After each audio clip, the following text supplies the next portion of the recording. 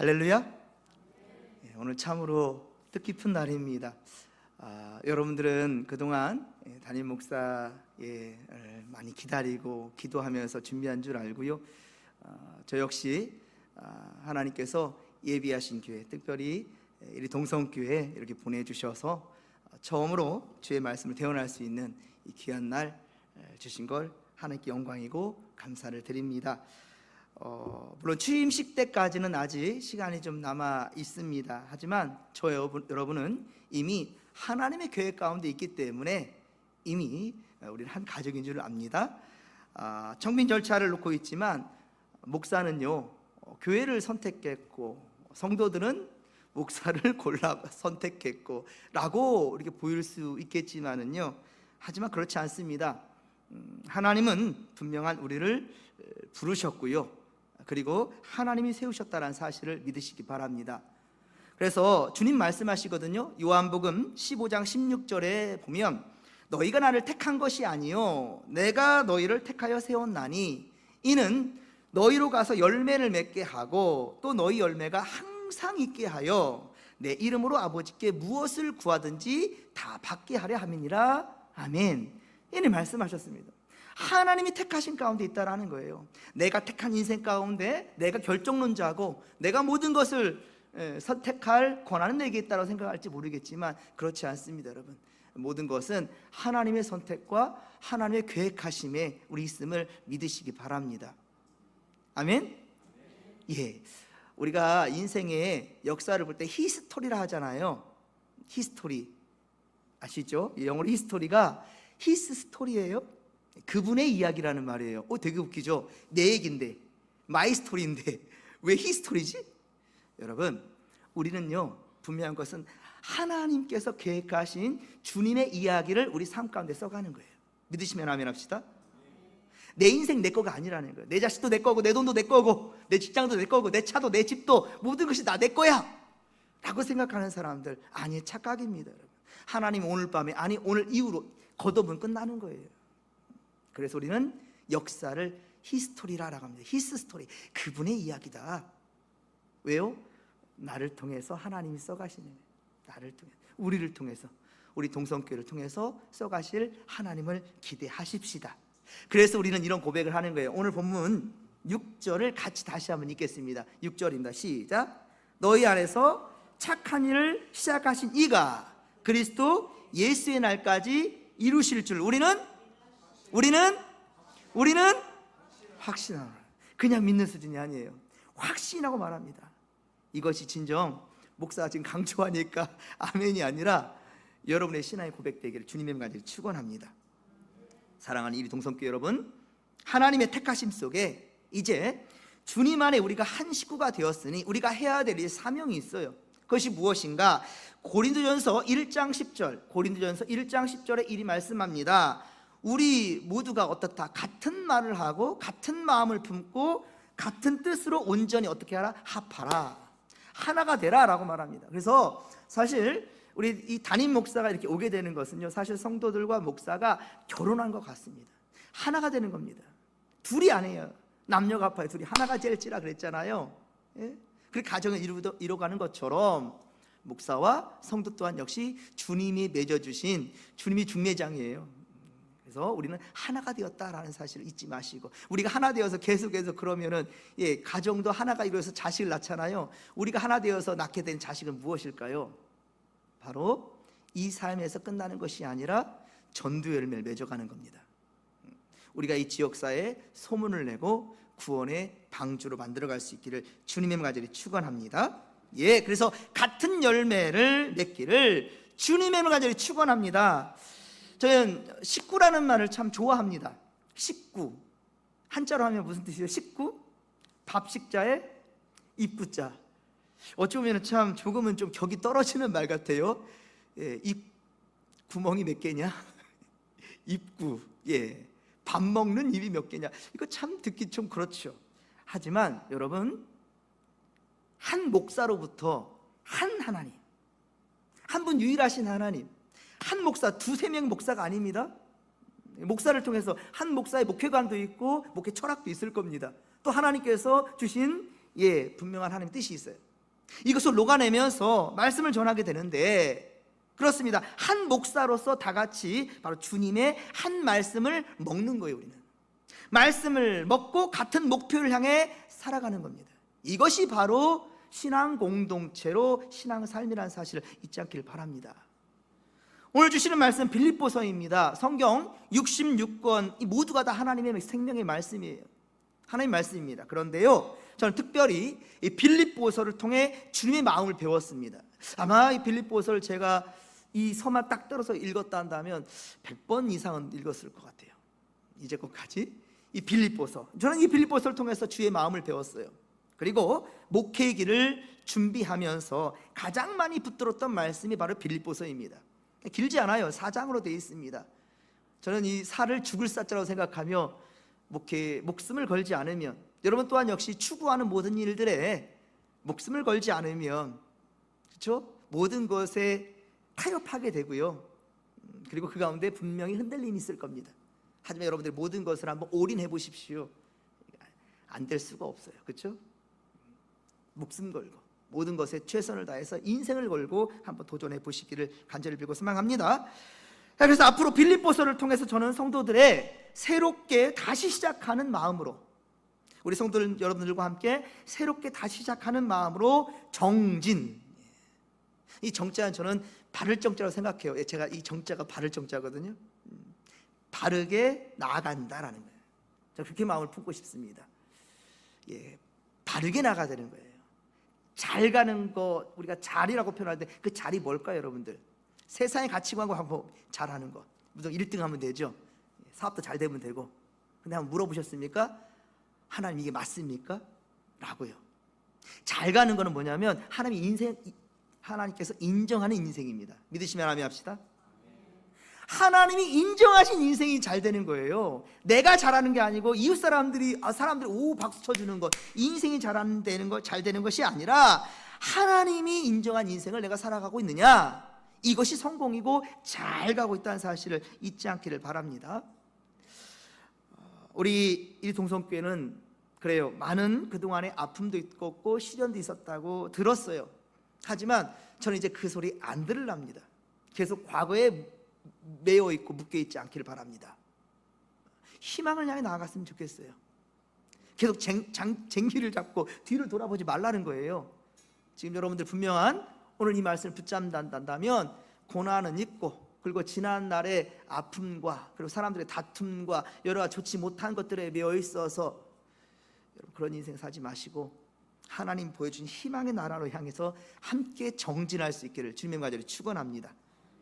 빌립보서는 사도 바울이 3차에 걸쳐 3번에 걸쳐서 전도 여행을 마치고 이제 예루살렘으로 다시금 돌아가게 되는데, 그 도착하자마자 유대인들이 그를 고소합니다.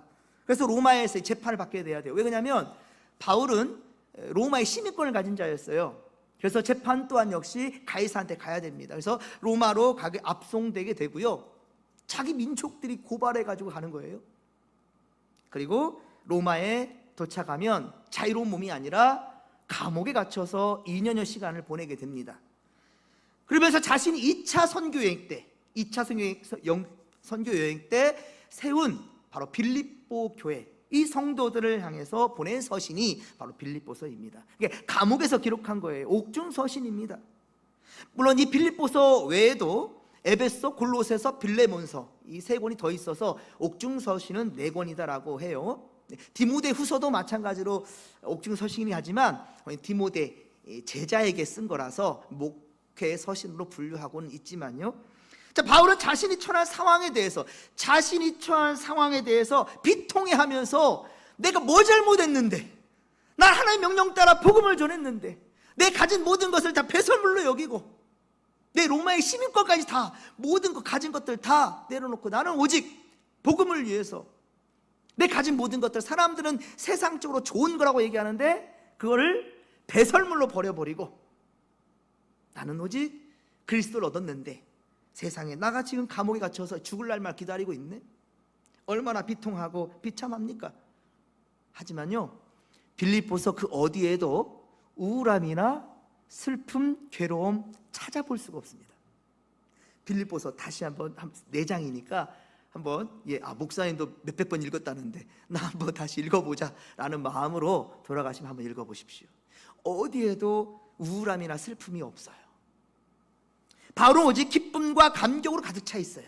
기쁨과 감격이에요. 본 서신을 읽는 사람들마다 고난받는 바울을 생각하면서 처음 시작하지만 잊어먹어 버려요. 바울이 지금 감옥에 있는 조차도 잊어먹을 정도로. 그래서 지난날의 괴로움에 묶여있지 마시고 새 다짐과 희망을 향해 나아가자는 겁니다. 이 기쁨이 어땠는지는 빌립보서 4장 4절, 제가 죽을 살자라 그랬죠. 희망을 내기 위해서는요, 여러분, 가을에 풍성한 수확을 바란다면 어떻게 하겠습니까? 이 씨를 내가 먹어야 돼요? 아닙니다. 포기해야 됩니다. 땅에 묻어야 돼요. 그럼 그 씨는 썩어야 돼요. 썩을 때 새로운 희망이 발견되게 되거든요. 죽을 사자라 생각한다면 빌립보서 4장 4절.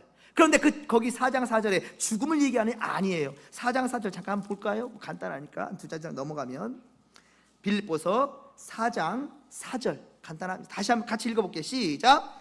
주 안에서 항상 기뻐하라. 내가 다시 말하노니 기뻐하라. 할렐루야. 이거 놀랍지 않습니까?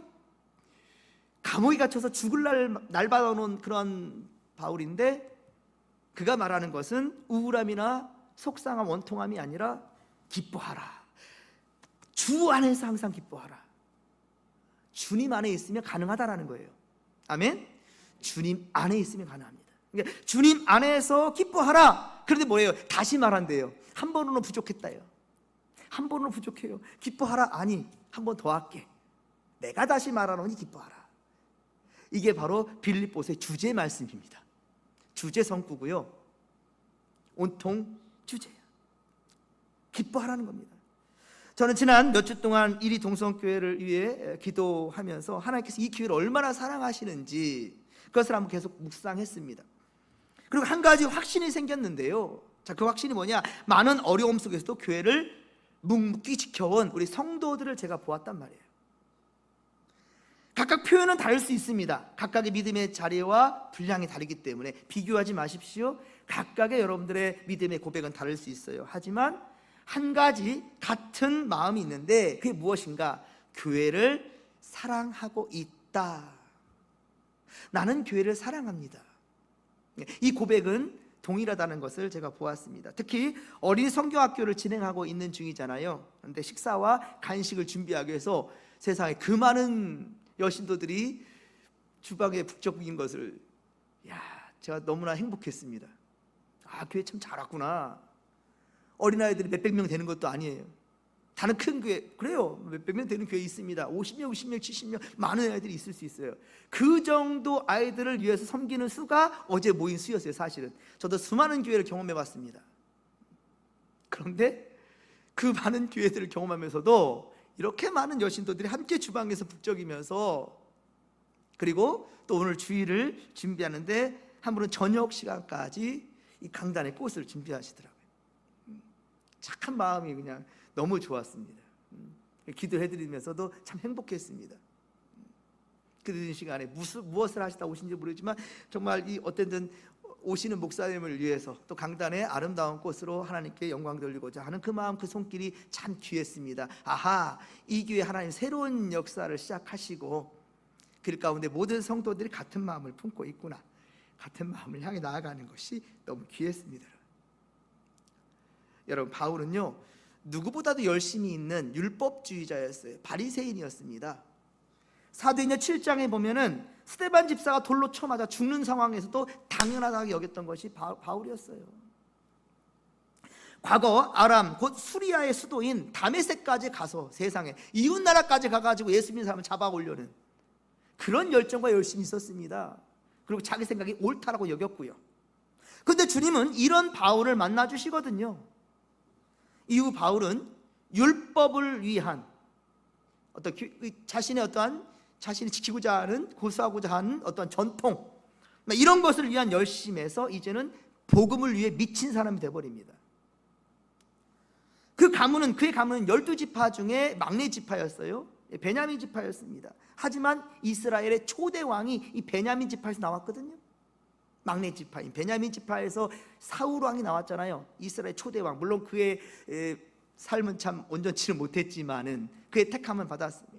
어쩌면은 이 바울의 부모님도 초대왕 사울을 생각하면서 그의 인생보다도 일단은 초대왕 아니냐, 이 상황 가운데에서 그의 이름을, 그리고 우리 지파니까 우리 사울도 이 지금 바울도 우리 베냐민 지파입니다. 그 지파에서 사울 왕이 나왔으니 내 자식 이름도 사울 왕이라 지었을지 모르겠어요. 여러분, 그런데 이 사울이라는 이름 대신에 바울은요, 사도행전 13장 이후, 사도행전 역사서입니다. 사도행전 13장 이후로는 사울이라는 이름이 등장하지 않습니다. 온통 바울입니다. 이 바울이라는 뜻이 뭐냐? 적다, 작다, 이런 뜻을 가지고 있거든요. 자기가 쓴 이 신약 성경 13권에 모두 다 바울이라고 기록하고 있어요. 사울이라고 기록하지 않습니다. 이 바울이 기록한 13권에 모두 다 바울이라고, 바울이에요. 사울이 아니라. 물론 사울과 바울 같은 이름이에요. 보면 히브리어로는 사울이고요, 그리고 로마식으로는, 라틴어로는요 바울이 됩니다. 하지만 그는 사울이라는 이름 대신에 바울이라는 이름을 고집해요. 이방인을 향해서 나가는 이름이기도 하지만 그 뜻에 적다 작다라는 말이 자기는 겸손의 이름으로 받기를 원했던 거죠. 여러분 어떻습니까? 여러분은 여러분의 자신의 이름에 만족하십니까? 어때요? 여러분의 이름에 만족하세요? 어떤 분들은 마음에 안 들어서 나중에 개명하기도 하더라고요. 저희 집안은 제가 믿음의 1대입니다. 우리 어머니는 원불교 신자셨고 저는 원각 유치원 나왔어요. 저희 아버지는 향교를 나왔습니다. 지금 중고등 그런 저희 가정일 텐데 서당을 나오시고 90이 넘으셨거든요, 아버님이. 그런데 저는 그 모습 속에서 예수를 만날 수가 없겠죠. 그러나 되게 재밌는 것은 아버지가 놀라면 교회 가서 놀으래요. 교회 가면 재밌다고 또 간식도 주고. 그래서 제가 신앙생활을 시작했고 어머니 아버지는 이제는 예수를 믿게 된.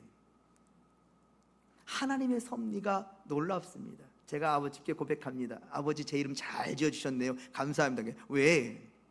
바를 정자에 턱이자, 바른 터를 세우는 사람이 되었으니 이 가문은 변화될 줄로 알아요. 여러분, 여러분의 나름대로의 부모님이 세운 이름이 있어요. 그런데 여러분에게는요 공통적인 이름을 또 주신 게 있어요. 그게 뭘까요? 성도라고도 하지만 그리스도인, 그렇죠? 예수의 사람이라는 거죠. 어떤 사람 우리를 깎아내려고 예수쟁이라고도 하죠. 전 참 좋습니다. 예수쟁이 정도, 쟁이가 될 정도로 한다면, 그렇죠? 능통한 사람 아닌가? 여러분, 우리는 어쨌든 그리스도인이에요. 또 한 가지 있습니다. 우리는 어떻습니까? 이리 동성교회인입니다.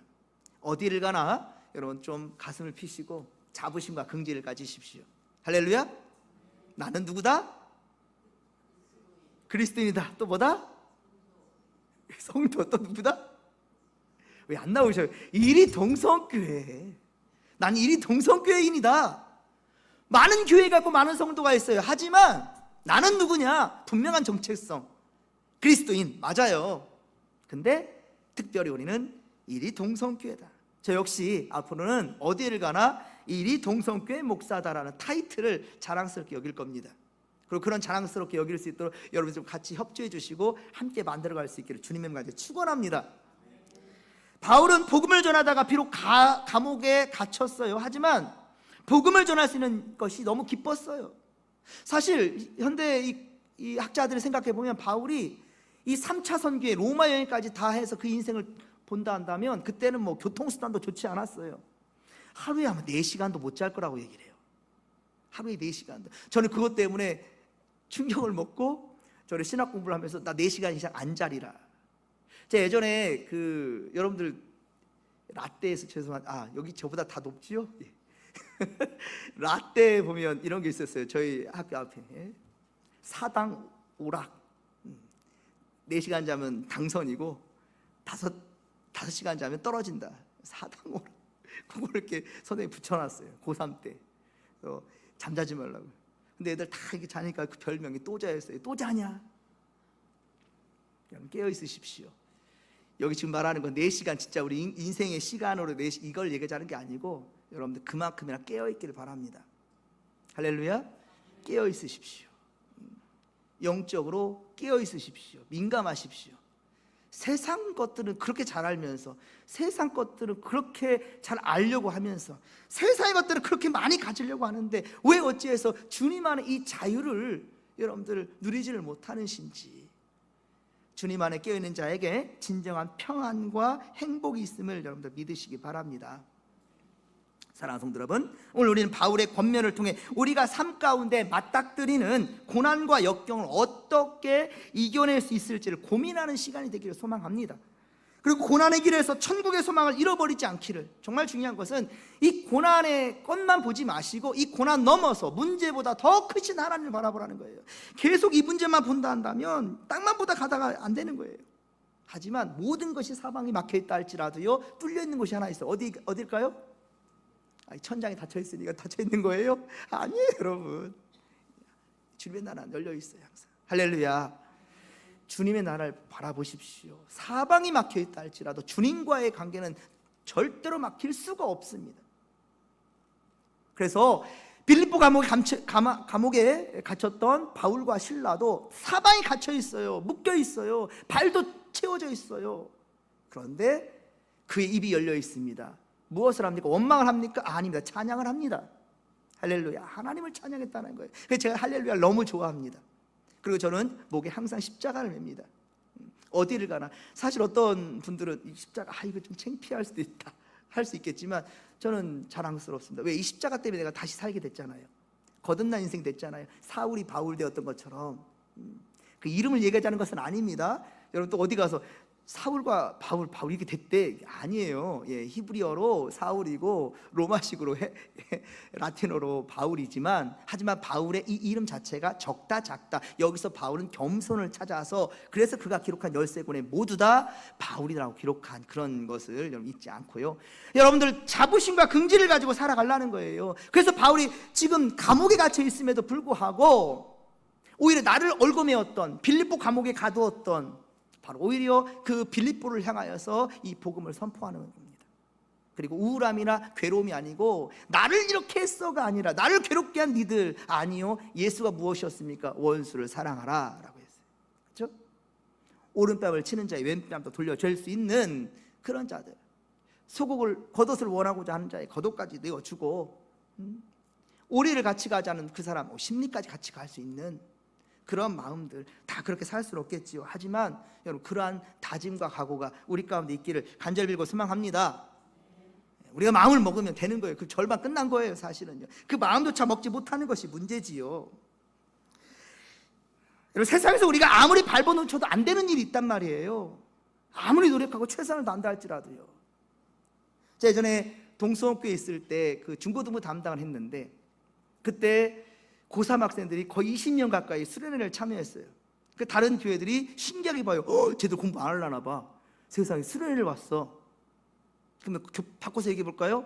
세상에 그 애들이 학원은 가고 과외는 받거든요.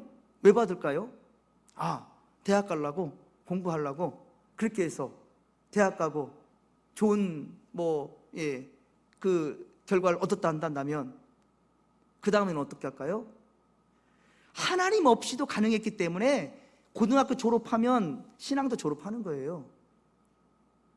제가 그것을 강조하고 아이들을 붙잡았는데 고3 학생들이 전부 다 그래요? 내가 하나님을 알고 세상을 알아야 되겠다.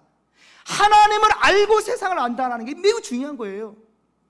그 많은 고3 학생들이 전부 수련회를 가게 되니까 다들 아이고야, 부모님들 막 막는 부모님들도 있었습니다. 그럼 단 하루라도 참여해라. 그래서 막 차로 막 날고 그랬어요. 그 아들 다 잘 됐어요. 어떤 애들은 시험 시간 전에 막 볼락하잖아요. 그거 안 나오더라고요. 여러분들 경험 없습니까? 시험 직전에 막 봤던 것들, 그게 시험이 나와요. 그 시간에 주님을 경외할 수 있는, 주님을 경외, 공경할 경자에 두려워할 외자입니다. 하나님을 두려워하라는 거예요. 그런 마음으로 임한다 한다면 하나님께서 얼마나 귀한 거 주시겠습니까? 네가 세상을 두려워하는 것이 아니라 나를 두려워하는구나. 세상을 두려워할 것이 아니라 나를 두려워하는 너를 내가 선택할 거다. 너는 큰 용사야 라고 주님께 세워준다. 이번에 우리 어린이 성교학교 주제가 나는 믿음의 용사예요. 여러분들 또한 절대 잊지 않기를 바랍니다.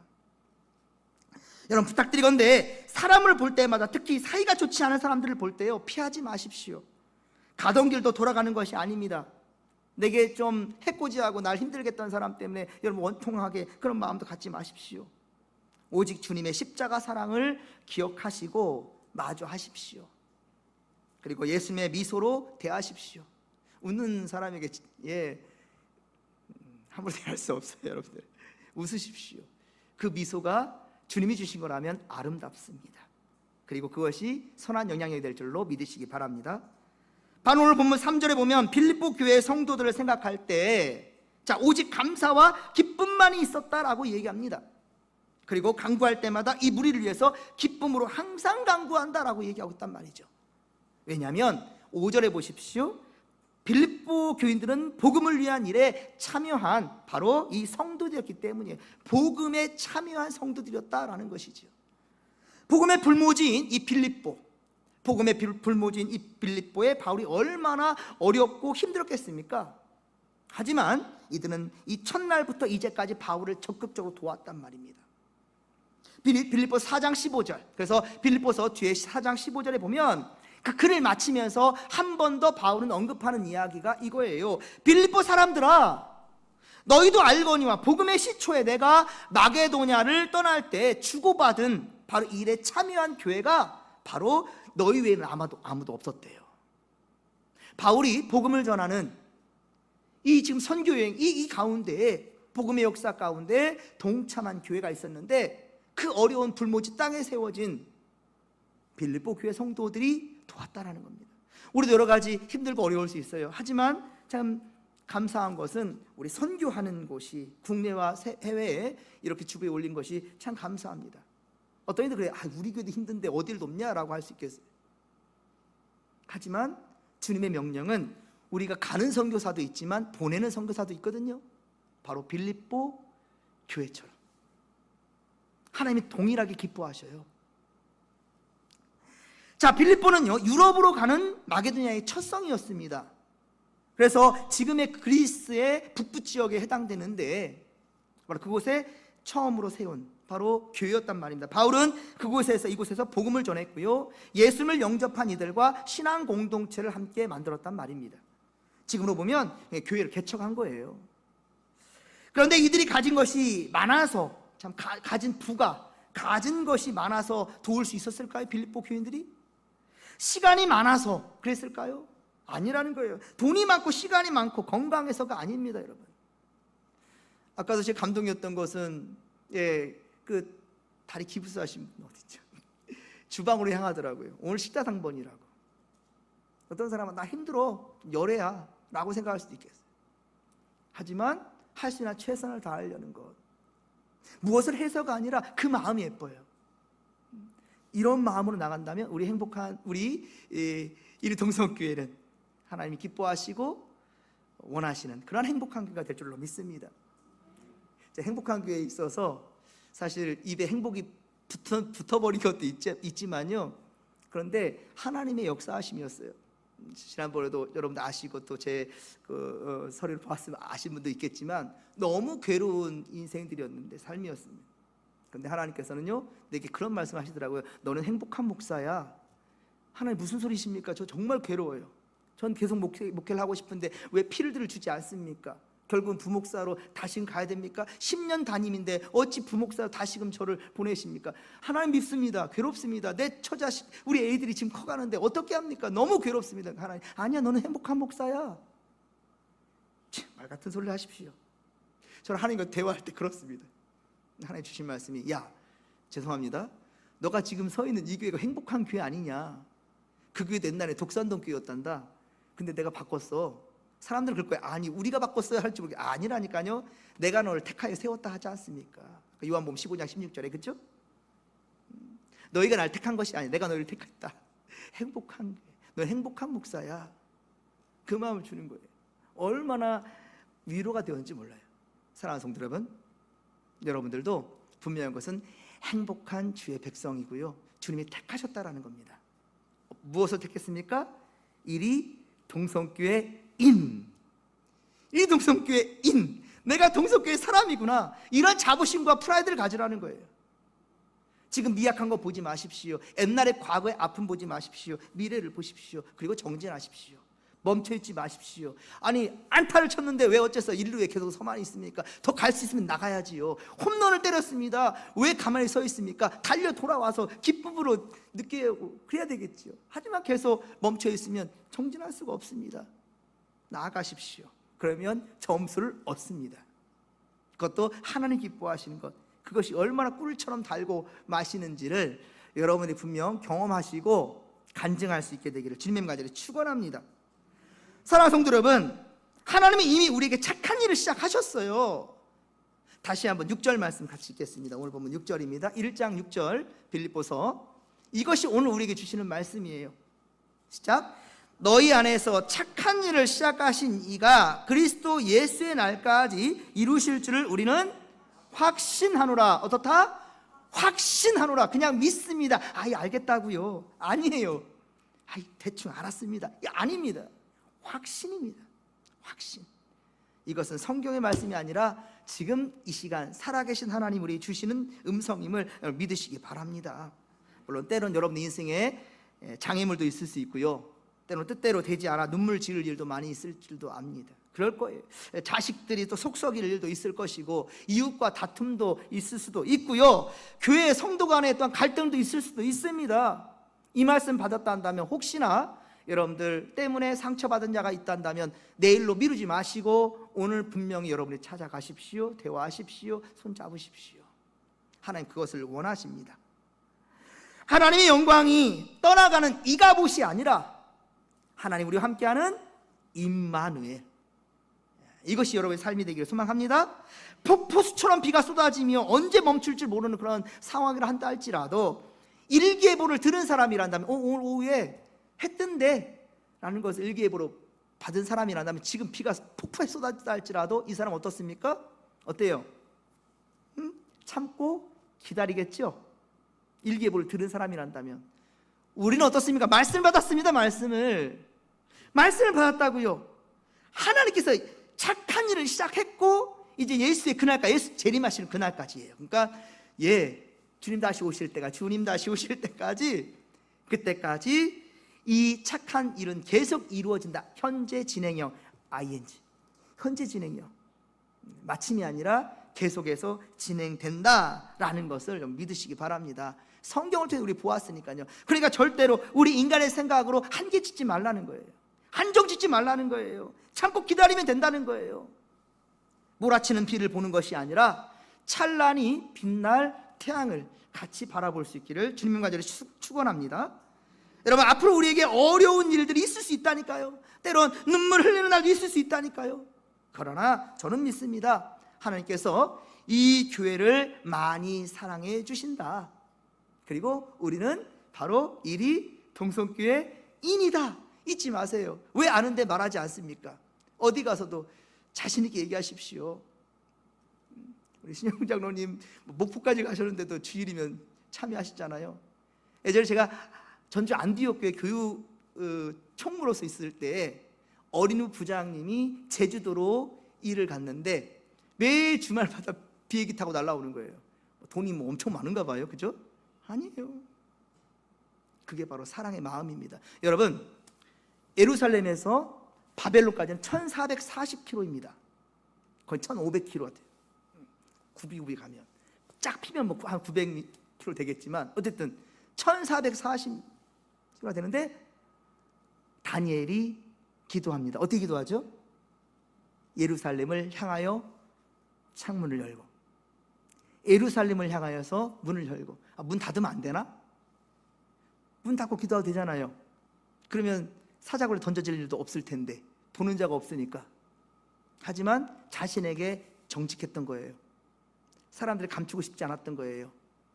내가 예수 때문에 다시 살겠다는 확신, 나는 이리 동성교회 성도라는 자부심과 긍지, 그 프라이드 절대 여러분들이 잊지 않기를 바랍니다. 그러면 하나님의 선한 역사, 자, 시작됐는데 이것은 계속해서 성장해 갈 줄로 믿습니다. 언제까지? 주님 다시 오실 때까지 반드시 선한 역사가 우리를 통해 이루어질 수 있기를, 그리고 우리의 이 모습을 다음 세대들이 반드시 어때요? 본다라는 거, 봅니다. 그런 여러분들 걸어간 길이 제대로 걸어가시고 제대로 신앙생활 하시고 숨기지 마시고 최선을 다해 섬기시고 나누시고 전하시는 믿음의 거석들 다 되시기를. 감옥의 안에 갇혀 있는 바울임에도 불구하고 정말로 능력의 말씀을 지금 선포하지 않습니까? 그리고 희망을 주지 않습니까?